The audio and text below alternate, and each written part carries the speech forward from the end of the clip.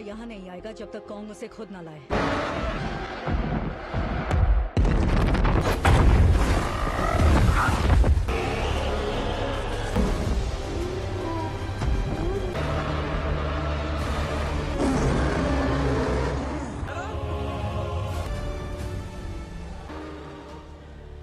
इस मूवी में हमें दो तरह की दुनिया दिखाई गई हैं।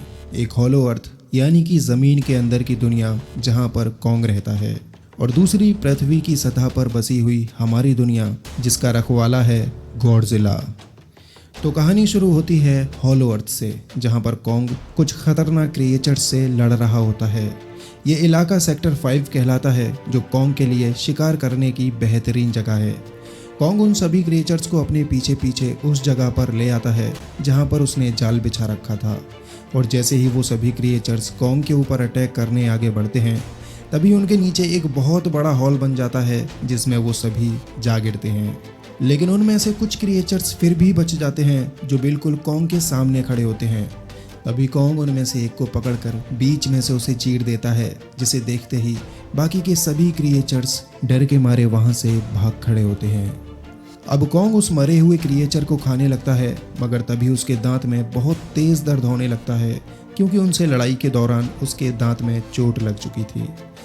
इसके बाद सीन यहाँ से सतही दुनिया में मोनार्क हेडक्वार्टर में शिफ्ट होता है, जहाँ डॉक्टर एलेना एंड्रयूज सभी को बता रही होती हैं कि अभी तक हम हॉलो अर्थ के सिर्फ 5% का ही नक्शा बना पाए हैं, जबकि हमारे इकोसिस्टम आपस में ऐसे लिंक्ड हैं जैसे कि हम दो दुनियाएं नहीं बल्कि हम एक हैं। उनकी प्रेजेंटेशन के दौरान हम जान पाते हैं कि उन्होंने ही कॉन्ग को हॉलो अर्थ में भेजा है, जहां कॉन्ग अपने ही जैसे औरों की तलाश में भटक रहा है। हॉलो अर्थ और कॉन्ग के ऊपर रिसर्च को और सटीक बनाने के लिए उन्होंने हॉलो अर्थ में भी अपना एक आउटपोस्ट खोल रखा है, जिसे नाम दिया है आउटपोस्ट 1। इसके साथ ही अब एलेना एंड्रयूज गॉडजिला के बारे में बताती हैं कि वो किस तरह हमारी दुनिया में रहते हुए इस पृथ्वी की हिफाजत करता है, क्योंकि गॉडजिला उन लड़ाइयों को लड़ता है जो हम इंसान कभी नहीं लड़ सकते। इसी के साथ हम गॉडजिला को देखते हैं, जो आराम से समुंदर में सोया हुआ था, लेकिन एक बुरे टाइटन ने आकर उसे जगा दिया। मकड़ी के जैसे दिखने वाले इस टाइटन का मकसद दुनिया में तबाही लाना था। अब इस टाइटन का सामना गॉडजिला से होता है, और ज़रा सी देर में ही गॉडजिला अपनी एटॉमिक ब्रीथ से उसका खात्मा कर देता है।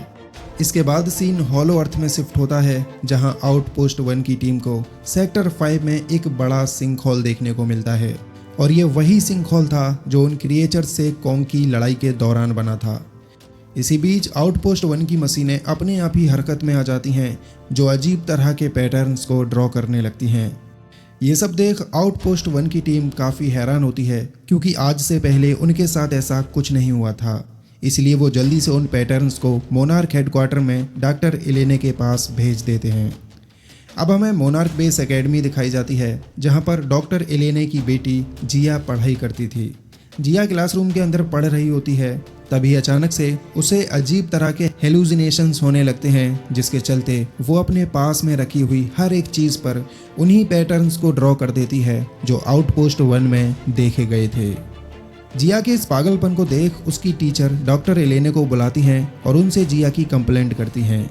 अब इन दोनों की बातचीत के दौरान हमें ये पता चलता है कि जिया डॉक्टर एलेना की सगी बेटी नहीं, बल्कि उन्होंने उसे एडॉप्ट किया है।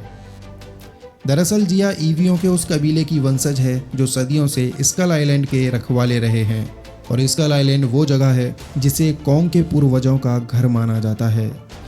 यानी कि जिया स्कल आइलैंड की हिफाजत करने वाले ईवी की वंशज थी, और उनमें से वो अकेले ही जिंदा बची थी।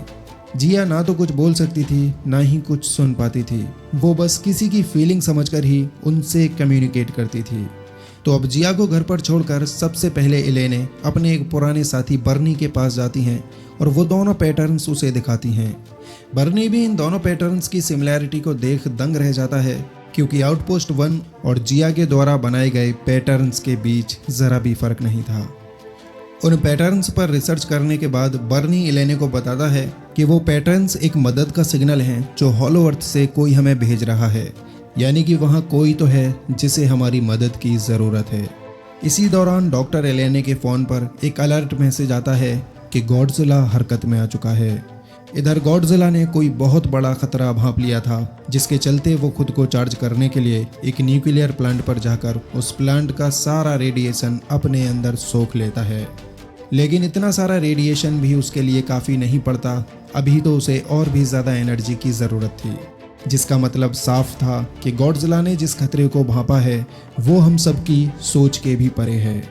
दूसरी तरफ मोनार्क हेडक्वार्टर में अफरा तफरी मची हुई थी, क्योंकि एक पोर्टल के जरिए कॉन्ग जमीन के ऊपर कदम रख चुका था और इंसानों के बीच इस बात की दहशत थी कि गॉडजिला को अगर जरा सी भी भनक लगी कि कॉन्ग उसके इलाके में कदम रख चुका है तो फिर वो सब कुछ तबाह कर देगा। लेकिन कॉन्ग के करीब जाने पर जिया महसूस कर पाती है कि उसके दांत में बहुत ही ज़्यादा तकलीफ है और इसीलिए वो हमसे मदद लेने आया है। बस फिर क्या था, जल्दी से इलेने दुनिया के सबसे बेस्ट जानवरों के डॉक्टर को बुलाती हैं, जिसका नाम ट्रैपर था। ट्रैपर जल्दी से बड़ी बड़ी मशीनों के जरिए कॉन्ग के उस दांत को उखाड़ देता है और उसकी जगह स्टील के एक नए दांत को लगा देता है। इसके बाद डॉक्टर इलेने एक छोटी सी टीम लेकर उन सिग्नल्स की खोज करने हॉलो अर्थ में जाने का डिसाइड करती हैं, लेकिन जिया भी उनके साथ चलने की जिद करती है, क्योंकि उसी को वो सिग्नल्स दिख रहे थे, जिसका मतलब था हॉलो अर्थ में उसे भी कोई बुला रहा है। अब डॉक्टर इलेने के साथ ट्रैपर, बर्नी, जिया और मिकाइल टोटल 5 लोग हॉलो अर्थ के सफ़र पर जाने को रेडी होते हैं और फिर ये सभी कॉन्ग के साथ ही उस पोर्टल के जरिए हॉलो अर्थ की गहराई में चले जाते हैं। हॉलो अर्थ में पहुंचने के बाद कॉन्ग तो अपने सेक्टर 5 की ओर चला जाता है और ये सभी लोग अपने आउटपोस्ट 1 पर जा पहुंचते हैं। यहाँ आकर ये सभी देखते हैं कि आउटपोस्ट 1 तो पूरी तरह तबाह हो चुका था और उसके सभी लोग मारे जा चुके थे। डॉक्टर इलेने की नज़र सामने एक पहाड़ी पर जाती है, जहाँ खून में सना हुआ एक पंजे का निशान था, जो बिल्कुल कॉन्ग के पैर के जैसा था। लेकिन कॉन्ग तो ऐसा काम नहीं करेगा, तो इसका मतलब हॉलो अर्थ में कॉन्ग के जैसे और भी हैं। तभी हम कॉन्ग को देखते हैं, जो सेक्टर 5 में उसी जगह जा पहुंचता है जहां पर उसकी लड़ाई हुई थी। फिर वो सबसे पहले अपनी कुल्हाड़ी उठाता है और फिर उस बड़े से सिंकहोल में कूद पड़ता है। नीचे पहुंचकर कॉन्ग के सामने एक काले रंग का साया नजर आता है और जैसे ही कॉन्ग उसके करीब जाता है तो वो लाल रंग का एक छुटकू सा गोरिल्ला होता है, जिसका नाम सुको था। सुको को देखते ही कॉन्ग दोस्ती करने के लिए उसकी तरफ हाथ बढ़ाता है, लेकिन सुको उसके हाथ पर जोर से काट लेता है। तभी कॉन्ग के पीछे से और भी कई सारे बड़े बड़े गोरिल्लाज वहां पर आ जाते हैं, जो कॉन्ग को मारने के लिए उसके ऊपर टूट पड़ते हैं। अब यहाँ पर हमें एक शानदार फाइट देखने को मिलती है। वो सभी गोरिल्ला मिलकर कॉन्ग को नीचे गिरा लेते हैं, लेकिन फिर भी कॉन्ग बुरी तरह से उनकी धुलाई करता है। एक बार फिर से सुको कॉन्ग के ऊपर अटैक करता है, लेकिन इस बार कॉन्ग सुको को ही पकड़कर उसी से उन गोरिल्ला की ठुकाई लगाता है। कॉन्ग की ताकत को देख वो सभी गोरिल्ला अपनी जान बचाकर वहां से भाग खड़े होते हैं, मगर सुको बेचारा कॉन्ग के हत्थे चढ़ जाता है। अब कॉन्ग जान चुका था कि उसके जैसे यहाँ और भी हैं, इसलिए वो सुको से कहता है कि वो उसे उनके कबीले तक लेकर चले। लेकिन सुको बहुत ही शातिर चीज था, वो कॉन्ग को अपने कबीले तक ले जाना नहीं चाहता था, इसलिए वो उसे एक ऐसी जगह ले आता है जहाँ पानी के अंदर एक बहुत ही खतरनाक टाइटन रहता था। अब जैसे ही कॉन्ग उस पानी के अंदर जाता है, तभी वो खतरनाक टाइटन कॉन्ग के ऊपर हमला बोल देता है। ये देख सुको चुपचाप वहां से निकल लेता है, क्योंकि उसे मालूम था कि वो टाइटन अब कॉन्ग को मार डालेगा। लेकिन बेचारा मासूम सुको इस बात से बिल्कुल अनजान था कि कॉन्ग चीज़ क्या है। बस 2 ही मिनट लगते हैं और एकदम से सुको के आगे कॉन्ग की कुल्हाड़ी और उस टाइटन का कटा हुआ सर आकर गिरता है, जिसे देखकर तो सुको की हालत ख़राब हो जाती है। यानी कि कॉन्ग ने उस टाइटन को मार दिया था और अब वो फिर से सुको को पकड़कर उससे कहता है कि चल भाई, तेरे कबीले चलते हैं। इधर डॉक्टर इलेने और उनकी टीम सिग्नल्स की तलाश में आगे बढ़ रहे होते हैं। तभी जिया की नज़र उन पहाड़ों पर जाती है जो अक्सर उसके दिमाग में आते रहते थे। फिर ये सभी लोग उन पहाड़ों के पीछे एक जंगल में जाकर लैंड करते हैं। जंगल में आकर ये सभी सिग्नल्स के सोर्स को ढूंढ रहे होते हैं कि तभी अचानक से एक पेड़ मिकाइल को अपने अंदर निगल जाता है। इस भयानक मंजर को देख वो सभी लोग वहां से भाग खड़े होते हैं और फिर एक ऐसी जगह पर पहुंच जाते हैं जहां पर इंसानी सभ्यता के अंश मौजूद थे। हॉलो अर्थ के अंदर इंसानी सभ्यता के सिंबल्स को देख ये सभी लोग काफ़ी हैरान हो जाते हैं और उन्हें समझ ही नहीं आता कि आखिर इंसानी सभ्यता पृथ्वी के अंदर कैसे आई। तभी उनके पास जुगनू की तरह चमकता हुआ एक कीड़ा आता है, जो एक छोटे से पत्थर पे जाकर बैठ जाता है और उस कीड़े के इशारे को समझते हुए जिया जब पत्थर को अंदर धकेलती है तो ये पत्थर एक स्विच की तरह काम करता है, जिससे वहाँ पर बनी नालियों में पानी बहने लगता है। अब उस पानी को फॉलो करते हुए ये सभी लोग एक झिल्ली नुमा दीवार के पास पहुँचते हैं जो दिखने में बेहद आकर्षक थी। लेकिन जब डॉक्टर इलेने उस झिल्ली को अपने हाथों से चीरती हैं तो उन्हें पता चलता है कि ये तो एक सीक्रेट दरवाज़ा है, और फिर ये सभी लोग उस दरवाजे को पार करके अंदर की दुनिया में घुस जाते हैं। इस जगह पर आकर सब कुछ बेहद ही खूबसूरत और आकर्षक था, जिसे ये सभी लोग निहारते ही रह जाते हैं।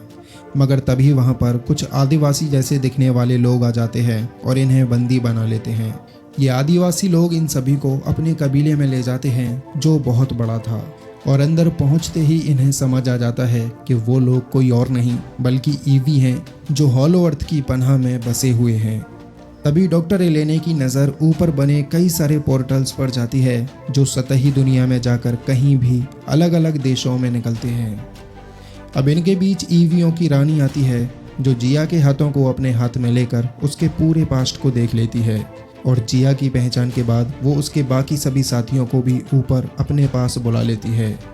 दूसरी तरफ हम गॉडजिला को देखते हैं जो अपने आप को और भी ज़्यादा चार्ज करने के लिए आर्कटिक ओशियन की तरफ जा रहा होता है। दरअसल आर्कटिक ओशियन में टियामाट नाम का एक प्राचीन टाइटन रहता है जिसकी गुफा पृथ्वी पर ऊर्जा का सबसे बड़ा स्रोत है।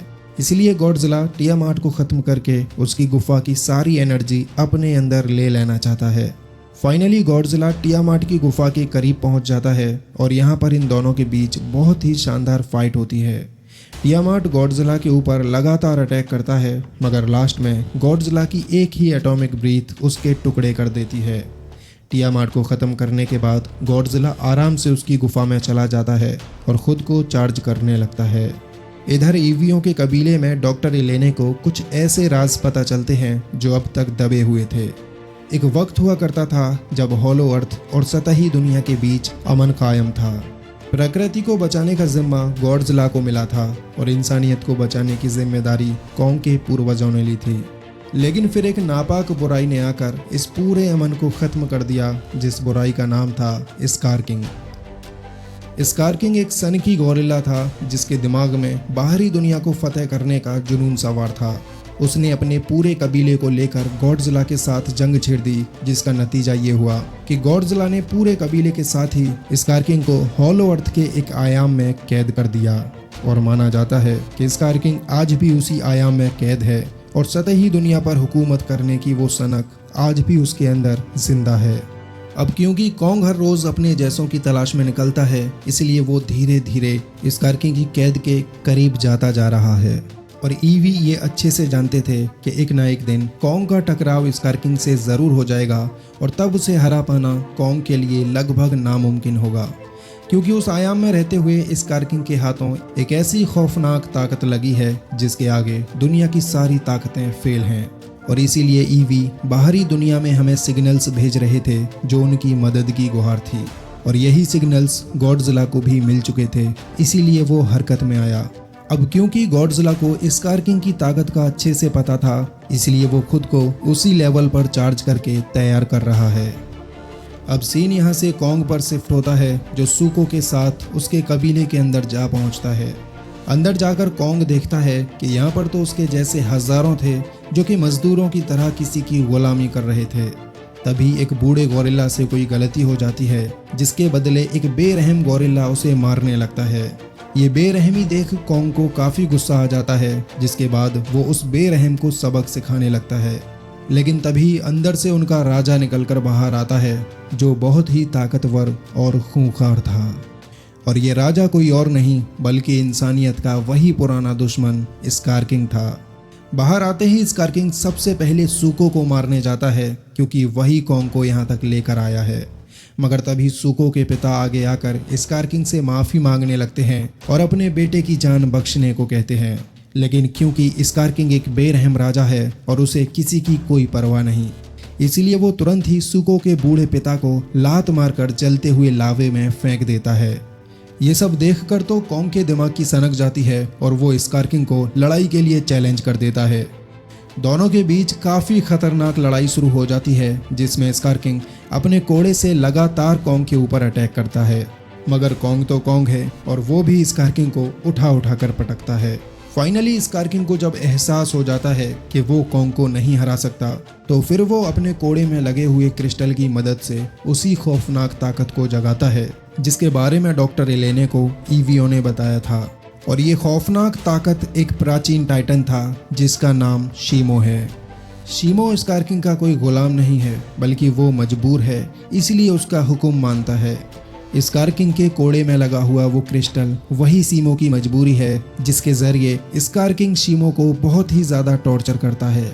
स्कार किंग का ऑर्डर सुनते ही शीमो कॉन्ग के ऊपर अटैक कर देता है, जिसमें कॉन्ग का एक हाथ फ्रीज होकर पूरी तरह डैमेज हो जाता है, क्योंकि शीमो के पास किसी भी चीज को बर्फ में जमा देने वाली ताकत थी। अब कॉन्ग को मुसीबत में देख जल्दी से सूको उसे एक रास्ता दिखाता है जिसमें से होकर कॉन्ग वहां से भाग जाता है। लेकिन स्कार किंग इतनी जल्दी हार मानने वाला नहीं था और वो अपनी फौज को कॉन्ग के पीछे लगा देता है।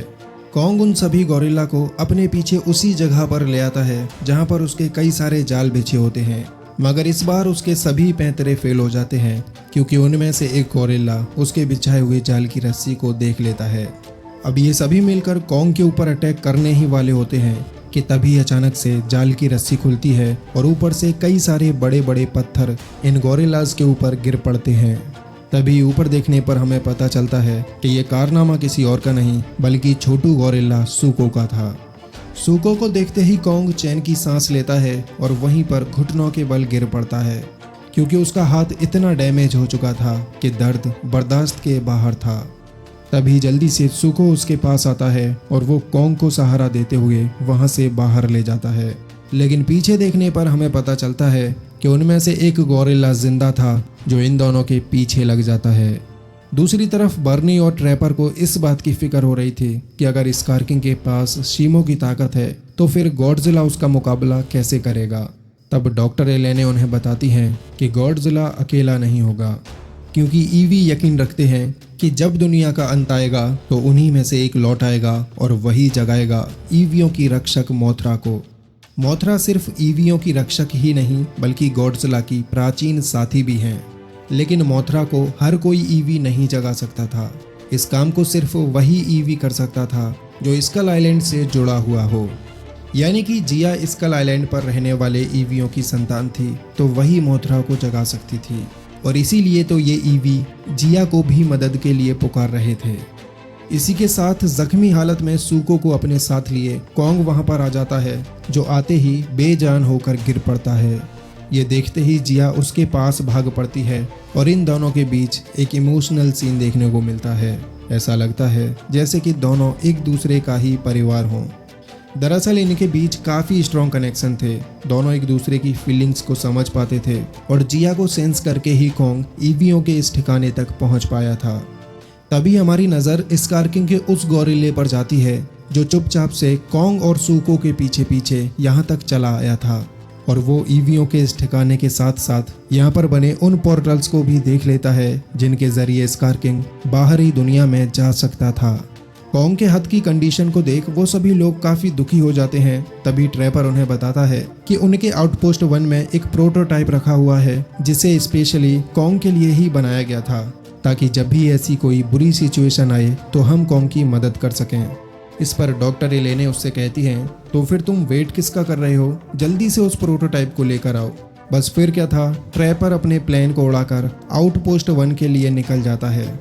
दूसरी तरफ हम देखते हैं स्कार किंग का वो जासूस गोरिल्ला उसे ईवियों के ठिकाने और उन पोर्टल्स के बारे में सब कुछ बता देता है, जिसे सुनकर स्कार किंग काफी ज्यादा खुश हो जाता है और अपनी पूरी फौज और शीमो को साथ लेकर ईवियों का खात्मा करने के लिए निकल पड़ता है।